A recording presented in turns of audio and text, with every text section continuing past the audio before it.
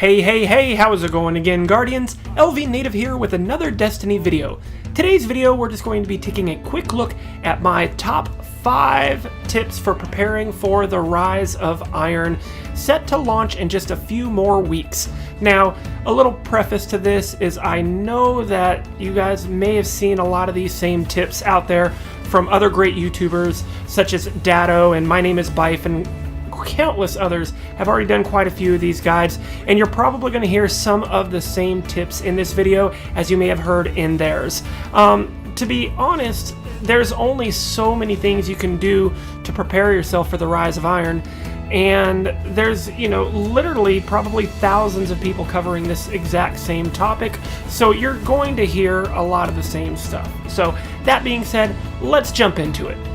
Kicking things off at number 5, stock up on your legendary marks, people. There is going to be a lot of new vendor weapons and stuff like that we're going to want to get our hands on, and if you don't already have the supplies ready to go, you're going to have to spend some time grinding to get those. So number 1, make sure you have 200 before the Rise of Iron launches, but that's just the tip of the iceberg. There are plenty of bounties out there, either from the Iron Banner. If you still have any of those that give you legendary marks, save those. Don't use them yet until the Rise of Iron. It'll be able to get you some more marks to use. Also, Trials of Osiris, we still have a couple of weekends of that. Go ahead and save all the bounties that give you the 25 legendary marks. That way you have extra legendary marks that you can get your hands on instantly as soon as the new expansion launches. So besides the bounties, also don't forget about your legendary armor and weapons from year 2. They will still give you legendary marks when you dismantle them, so if you're planning on doing it to make room for vault space or whatever, just hang on to those, store them in your vault if you have the room, and go ahead and just dismantle them after you need the marks to get your hands on some more equipment. You're going to be able to get a large amount of legendary marks this way right when the expansion launches, and you'll put yourself in a position, if you do this with the bounties and have your 200 saved up, to be able to buy several pieces of gear right on the day that launches before having to grind for any more, and it will give you a good head start. Speaking of vault space, that brings me to my number 4 tip, and that is to make some room in your vault, everyone. Now, if you're anything like me, you've probably been hoarding a lot of your weapons and armor just because you like how they are, they've got good rolls, maybe they have a little bit of sentimental attachment for you, and you just don't want to see yourself get rid of them, and I understand that completely, but you are probably going to have to make some tough choices and figure out which ones you really want to hang on to and which ones you can afford to get rid of. Now, for me, there are a couple items I'm not going to get rid of. One, I'm not getting rid of all of my, year 1 raid weapons. They were some of the best weapons I could get my hands on, especially from the Vault of Glass, so I'm going to hang on to 1 copy of each of those. Another item I'm definitely not going to get rid of is going to be the very first time I went flawless in year 1, I got an adept version of the Messenger, and I was so happy with that weapon. It was the exact thing I wanted to drop, and I will not get rid of it, even if I never use it again, just because of the sentimental attachment that it has to me. I'm not going to get rid of it myself. So if there's a few items like that you want to hang on to, that's fine, but make the tough choices. Clear out some of that vault space. We know that when the Rise of Iron launches, they are not going to give us an increase to our vault space, at least not initially, but there's going to be a lot of new weapons and armor that you are really going to want to get your hands on, and you're going to find yourself running out of room in your vault if you're anything like me. And you're going to have to make some tough choices. So if it's stuff you haven't used in forever and it's not doing you any good and doesn't mean a whole lot to you, just go ahead and get rid of it. You're going to have plenty of new toys to play with very, very soon. Moving on to our number 3 tip for preparing for the Rise of Iron, and that is to stock up on Glimmer and your Motes of Light.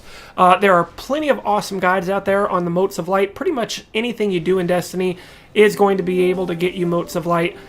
If you don't really need to use it, just stock up on it, people, because you are going to have a ton of weapons and armor you're going to want to start upgrading immediately, and if you have a large surplus, I'm talking over a couple thousand Motes of Light, that would be a really good head start, so you can start upgrading some of your new toys that you're going to get your hands on.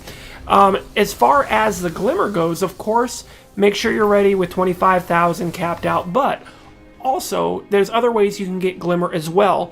all of the items that drop that you can turn into the Cryptarch for Glimmer, instead of turning those into him, go ahead and put those in your vault so you can turn them in for more Glimmer later. Trust me, you will thank me, as soon as you realize how important this is. I did stuff like this for every single launch of a new expansion, and I was very grateful that I did so. You will be as well. Another tip for stocking up on as much Glimmer as you can is to go ahead and run the earlier raids. I'm talking the Vault of Glass and Crota's Inn specifically.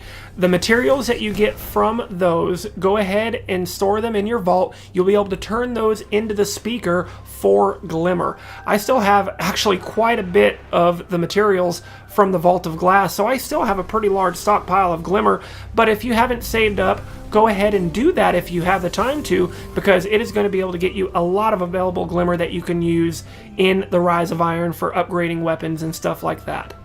Up next for the number 2 tip is Ingrams, Ingrams, and Ingrams. Stock up on as many of them as you can, both the exotic and the legendary. Myself, for a couple of months now, I've been stockpiling my exotic Ingrams, and I am really happy I did, because while it's almost guaranteed that your Ingrams, after you have them decoded at the Cryptarch, after the launch of the Rise of Iron, you're most likely not going to be getting any of the brand new Year 3 loot. However, there is a pretty good chance that even if you get the old Year 2 stuff, that it may be at a higher light level than 335 once you wait until the Rise of Iron to open them.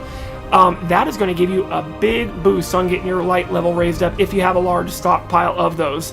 I don't know if you guys remember, but when the Taken King launched, we had somebody who hit the brand new max rank within the first, I think it was like 2 hours of the launch of the Taken King, hit the new max 335 light level, and that was because he had stocked up on a bunch of exotic Ingrams, and as he decrypted them, they were coming up at the new higher light level, and he was able to use that to slowly keep increasing his light until he hit the max of 335.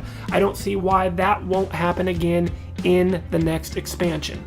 One more note about hanging on to your Ingrams: even if everything I said turns out to be untrue, you don't get any of your brand new cool Year 3 gear, you don't get anything above 335 light level, and it's all the stuff you've already seen, doesn't mean it's not going to help you, because what it will do is help you rank up that Cryptarch by helping decode those, especially if you have a bunch of exotics. That ranks them up very quickly, and those packages you get from ranking up your Cryptarch absolutely will have the chance to give you those higher light level and brand new items.